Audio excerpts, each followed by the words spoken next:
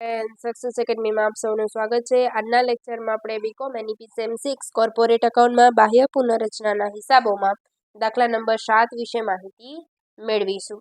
આની પહેલા આપણે અગાઉના 3 લેક્ચરો જોઈ ગયા છીએ. પ્લીઝ પહેલા તે ચેકઆઉટ કરો, ત્યારબાદ અહીંયા આવો, કેમ કે એમાં મેઇન કોન્સેપ્ટ મેં સમજાવેલા છે. જો એ આવડી જશે તો આ પણ ઓટોમેટિક તમને આવડી જશે. માઇનર જ ડિફરન્ટ હશે. ઓકે, ચલો.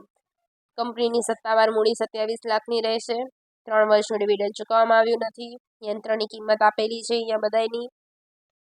12% ડિબેન્ચર લેણદાર લઈ ડિબેન્ચર હોલ્ડરને દરેક 100 રૂપિયાનું ઇક્વિટી શેર આપવા, અને કઈ રીતે આપવા આપેલું છે. અને માલ મિલકત નિકાલ ખાતું, આમ નોંધ અને રોકડ અંગેની નવું પાકું સર્વે.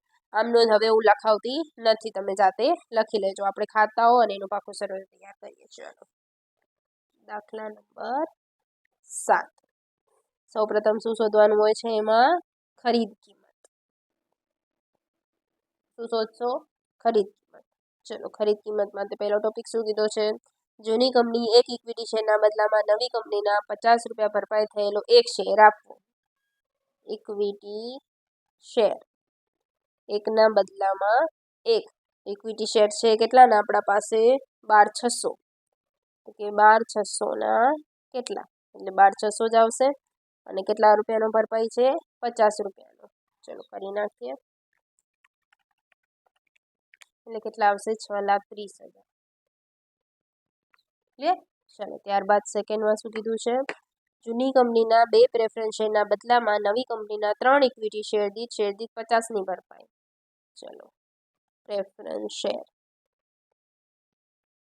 2 ના બદલામાં 3. પ્રેફરન્સ કેટલા છે આપણા પાસે? 5400. તો 5400 એ કેટલા? ચલો કરીએ. 5400 ગુણ્યા 3 ભાગ્યા 2 એટલે 8100 આવશે. એના ગુણ્યા કેટલા છે? 50. 4,05,000. ક્લિયર? ચલો, ત્યારબાદ ત્રીજા નંબરમાં બાકીના પ્રેફરન્સ ડિવિડન્ડ અડધું ડિવિડન્ડ નવી કંપનીના ઇક્વિટી શેરમાં જેના પર 50 રૂપિયા ભરપાઈ થયું છે એવું ચૂકવવામાં આવે છે. ચલો, પ્રેફરન્સ શેર કેટલાના? 5,40,000. કેટલાના છે? 5,40. અને કેટલા ટકાના છે? 10%. ને 3 વર્ષનું છે. તો કરી નાખીએ. પ્રેફરન્સ ડિવિડન્ડ 5,40,000 10% ગુણ્યા 3 વર્ષ. ચલો, કેટલા આવશે? 1,62,000. આ કેટલા રૂપિયાનો છે? 100 રૂપિયાનો એક છે, એટલે ભાગ્યા 100 કરી દઈએ. એટલે 16,20 ગુણ્યા 50 રૂપિયા ભરપાઈ છે, એટલે ગુણ્યા 50. એટલે કેટલા આવશે? 81,000. કરી નાખીએ. Plus 4,05,000 plus 6,30,000 11,16,000. આ શું મળ્યું આપણને? ખરીદ કિંમત. હવે શું શોધશું આપણે? ચોખ્ખી મિલકત. ચલો, ચોખ્ખી મિલકત માટે અમુક વસ્તુ આપણને નીચે આપેલી છે. યંત્રની કિંમત. યંત્રો છે કેટલાના? 8,10,000. એમાંથી માંડી કેટલા વાળવાની છે? 90,000. 8,10,000 માંથી 90,000 જાય એટલે કેટલા વધે? 7,20,000. ત્યારબાદ ફેક્ટરી શેડ. ફેક્ટરી શેડ 2,70,000 જ રાખવી, ડાયરેક્ટ જ કહી દીધું છે. ત્યારબાદ સ્ટોકની કિંમત એ પણ ડાયરેક્ટ જ આપેલી છે. 3,34,170. ચલો, બીજી કોઈ વસ્તુ આપણને યંત્ર, ફેક્ટરી શેડ, ફર્મ્સ અને બાંયધરી કમિશન છે. સ્ટોક અને બેંક સિલક છે. બેંક બાકી રહે છે એટલે બેંક લખી નાખીએ. 37,80. ચલો, ટોટલ મારી દઈએ કેટલો આવે.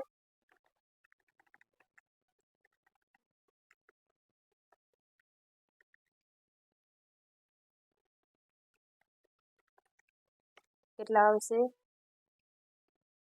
13,27,950. માઇનસ કરી દઈએ દેવા. દેવામાં કોણ કોણ છે? એક છે ડિબેન્ચર 81 અને લેણદાર છે આપણા પાસે 2,19,600. ડિબેન્ચર છે 81 અને લેણદાર છે 2,19,600. ચલો, માઇનસ કરી દઈએ.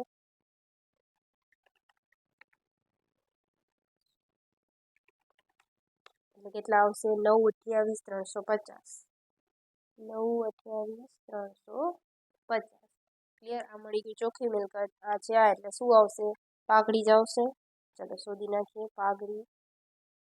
પાઘડી કેટલી આવશે આપણી? તો કે 11,16,000 માઇનસ 9, 28, 350. કેટલાની આવશે? 1,87,650. 1,87,650.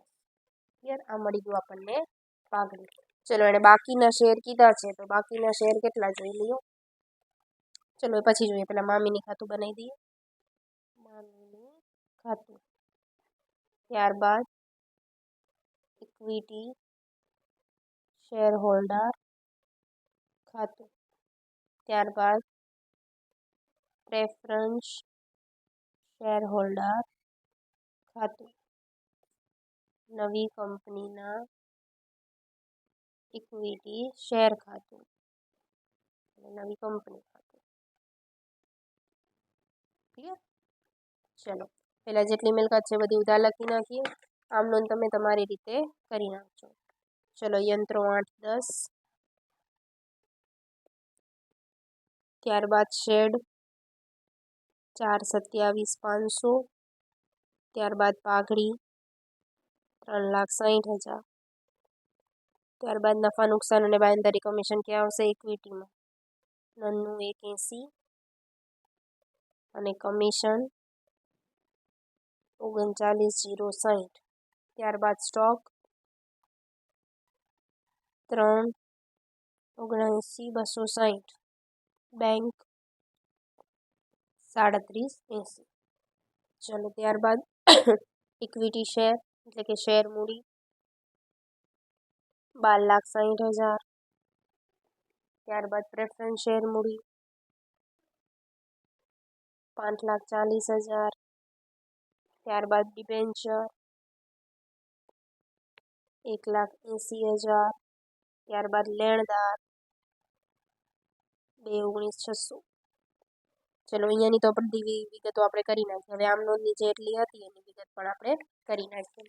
ચલો ખરીદ કિંમત કેટલી હતી? 11,16,000. લખી નાખી. નવી કંપની 11,16,000. નવી કંપનીમાં ઉધાર કરશું મામીની 11,16,000. નવી કંપનીમાંથી કોને પહેલા દે છે? ઇક્વિટી શેર હોલ્ડરને, એટલે એના ખાતે ઉધાર, એટલે નવી કંપની 11,16,000. આમાં શું આવશે? નવી કંપનીના શેર, ઇક્વિટી શેર 11,16,000. હવે આમાંથી કોને કોને દે છે? તો કે ઇક્વિટી શેર હોલ્ડરને, પ્રેફરન્સ શેર હોલ્ડરને અને પ્રેફરન્સ ડિવિડન્ડ. હવે ડિવિડન્ડ આવે તો એની 4 આમ નોંધ થશે. ચલો ઇક્વિટી શેર હોલ્ડરને કેટલી દે છે? 36. પ્રેફરન્સને કેટલી દે છે? 4,05,000 અને આને દે છે 81,000. ચલો પેલા ઇક્વિટી શેર હોલ્ડરમાં જવા દઈએ ને. નવી કંપનીના શેર 6,30,000. પ્રેફરન્સમાં નવી કંપનીના શેર 4,05,000 અને ડિવિડન્ડ નવી કંપનીના ઇક્વિટી શેર ડિવિડન્ડ 81,000. હવે ડિવિડન્ડની આપણે ચૂકવણી પણ કરવી પડે. ચૂકવણી એટલે કે જાય તે જમા. અહીંયા લખવાનું મામીની ખાતે 81,000 અને મામીનીમાં ઉધાર ડિવિડન્ડ ખાતે 81,000. ક્લિયર?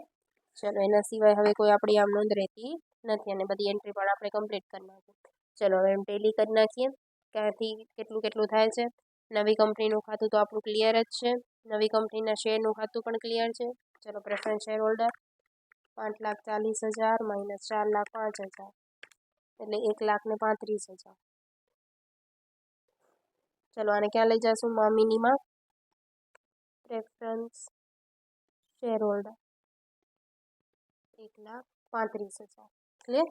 ચલો હવે આને બંધ કરીએ. 8,10,000 plus 4,27,500 plus 3,60,000 plus 3,79,260 plus 37,80 plus 81,000 minus 1,80,000 minus 2,19,600 minus 11,16,000 minus 1,35,000 એટલે કેટલા આવશે? 4,10,940. ઇક્વિટી શેર હોલ્ડર ખાતે. ચલો એના ખાતામાં ઉધાર લખીએ. મામીની ખાતે. ચલો સરવાળો કરી નાખીએ. 6,30,000 પ્લસ 39,060 પ્લસ 1,80,000 12,60,000 બંને સાઈડ આવી જાય છે. ક્લિયર? ચલો હવે આપણે શું કરશું, એનું પાકું સરવાળો તૈયાર કરીશું. ચલો પાકું સરવાળો. એમાં સૌથી પ્રથમ શેર મૂડી. હવે શેર મૂડીમાં એ છે કે જે તમારી પાસે બચી હતી ને એ પણ તમારે આમાં લાવી છે એટલે એ પણ પ્લસ કરવી પડશે. એટલે કે 6,30,000 પ્લસ બચી છે એ બધી લઈ લેવાની કીધી છે એટલે 4,05,000 પ્લસ 81,000 ને પ્લસ અને બાકીની જે વધી છે એ પણ બહાર પાડી છે. ચલો એ બતાવું કઈ રીતે આવે તમારી બાકીની જે બહાર પાડી છે. તો બાકીની કેવી રીતે, કેટલી કીધી છે એણે, ચેક કરો અહીંયા તમને ટોટલ કેટલી આપેલી છે, 27 લાખની છે. તો 27 લાખ ભાગ્યા 100, કેમ કે 100 રૂપિયાની છે એટલે 27,000. એમાંથી માઇનસ જે આપણી નીકળી જાય છે માઇનસ કરીએ એટલે કે 12,600 જે આપણે દઈ દઈએ છીએ. ત્યારબાદ 5400, ત્યારબાદ અહીંયા આપણે કેટલા દીધા હતા, 1620.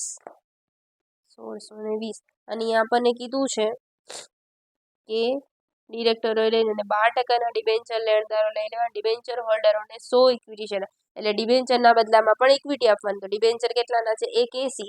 180 ભાગ્યા 100 એટલે 1800 માઇનસ કરી દઈએ અને અહીંયા પણ આપણે પ્લસ કરી દઈએ એટલે 1,80,000 પ્લસ અહીંયા કેટલા આવશે જોઈ લઈએ.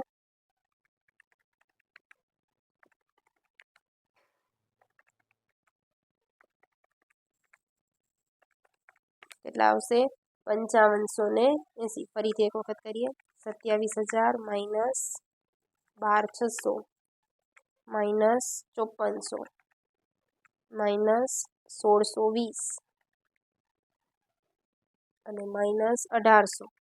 હજી એક આપણા 8100 રહી જાય છે પ્રેફરન્સના એટલે કેટલા આવશે, 2520. ક્લિયર? ચલો આપણે જોઈ લઈએ.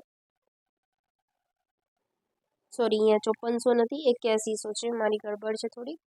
27,000 માઇનસ 12,600 માઇનસ 1620 માઇનસ 1800 માઇનસ 8100 2880. ચલો એના ગુણ્યા 100 એટલે 2,88,000. ચલો પ્લસ કરી નાખીએ. 1,80,000 પ્લસ 81,000 પ્લસ 4,05,000 પ્લસ 6,30,000 એટલે 15,84,000. ક્લિયર? ચલો હવે આમાં જે વસ્તુ છે આપણી પ્લસ કરી દઈએ. કોણ છે, લેણદાર 2,19,600. ચલો એના સિવાય કોઈ આપણને આપેલું છે, લેણદાર બી નથી. ચલો મૂડી અનામત આવ્યું હતું આમાં તો કે ના પાઘડી હતું એટલે નીચે આવશે. ચલો પ્લસ કરી નાખ્યા. 15,84,000 પ્લસ 2,19,600 એટલે 18,180, 3600. ચલો મિલકતોમાં ચેક કરીએ. યંત્રો કેટલા આવ્યા હતા, 7,20,000. ત્યારબાદ શેડ આપેલો છે આપણને 2,70,000. ત્યારબાદ સ્ટોક આપણને આપેલો છે 3,34,170. ત્યારબાદ પાઘડી આપણને શોધી હતી, કેટલી આવી હતી આપણી પાસે, 1,87,650. ચલો ત્યારબાદ બેંક, તો બેંક કેટલી છે આપણા પાસે, 37,80. પણ એની અંદર આપણે પ્લસ થશે 2,88,000 જે આપણે નવા બારે પાડ્યા હતા એના. ચલો કરી નાખીએ પ્લસ. 37,80 પ્લસ 2,88,000 એટલે 2,91,780 સરવાળો કરી દઈ પ્લસ 1,87,650 પ્લસ 33,41,70 પ્લસ 2,70,000 પ્લસ 7,20,000 180, 3600. તમે જોઈ શકો છો બંને સાઈડ આપણો આન્સર ટેલી થઈ જાય છે. ચલો નેક્સ્ટ લેક્ચરમાં આપણે પછીના દાખલા વિશે માહિતી મેળવશું. Thank you friends.